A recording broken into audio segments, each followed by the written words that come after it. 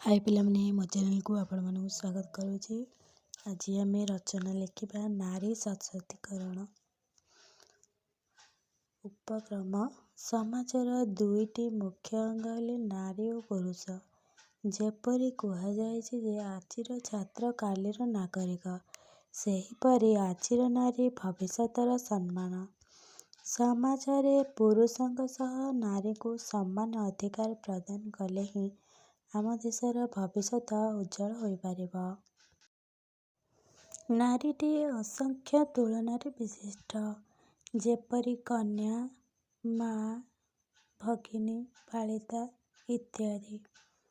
नारीर अनेक रूप रही।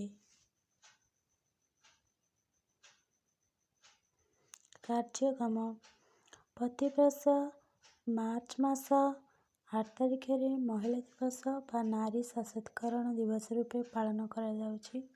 एही नारी सशक्तिकरण माध्यम विश्वर नारी जाति निजर क्षमता एवं अधिकार साब्यस्त करिवार सुजोग लाभ करिछि। नारी सशक्तिकरणर अर्थ हेउछि नारीर प्रतिभार उपयोग करी सामाजिक प्रगति को त्वरान्वित कराइबा। नारीर शक्ति और सामर्थ्य प्रति सम्मान प्रदर्शन करिबा, सेमानकु संगठित करी सेमानक मध्यरे एक जागरण सृष्टि करिबा।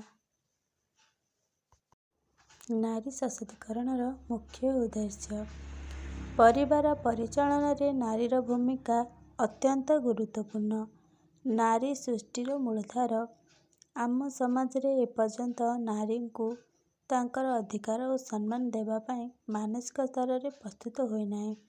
एजाबत अनेक लोक नारी जन्म को एक अभिशाप बोली ग्रहण करिथांती।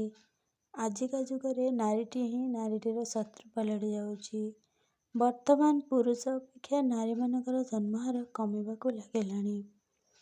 पुरुष परी नारी को मध्य समदृष्टि देखिबा आवश्यक।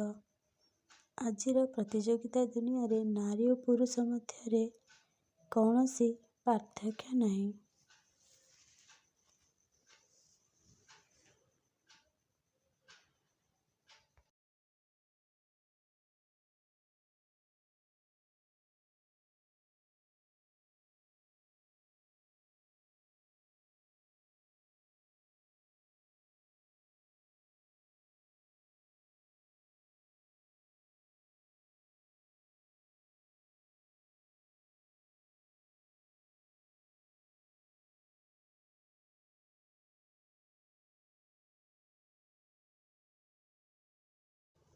आम समाजर उपरोक्त दृष्टिभंगी अनुजाई नारी सशक्तिकरणर आवश्यकता रही। नारी माने पुरुषों ठारू कौनसी गुणरे कम नुहंती। एही चिंताधारा समाज रे उद्रेक हेबा प्रयोजन। केवल घर कार्य और संतान प्रजनन क्षेत्र रे सीमित नुहंती नारी।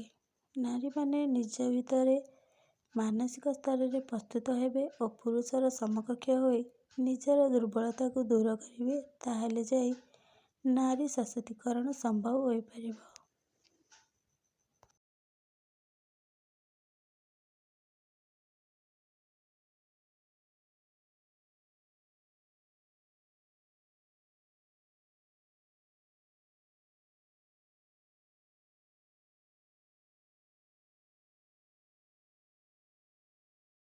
नारी शिक्षा गोटिए पुओ को जेपरी उपयुक्त विद्यार्जन कराई श्रेष्ठ करा जाउछि, सेहीपरि गोटिए झील को कराइबा दरकार।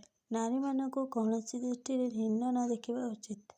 वर्तमान सब क्षेत्र रे पुरुष नारी समकक्ष। नारी मानकु शिक्षित करिले ही आम देश आगे जीव। कथारे अछि माँ हेले पाठई देश जीव आगे।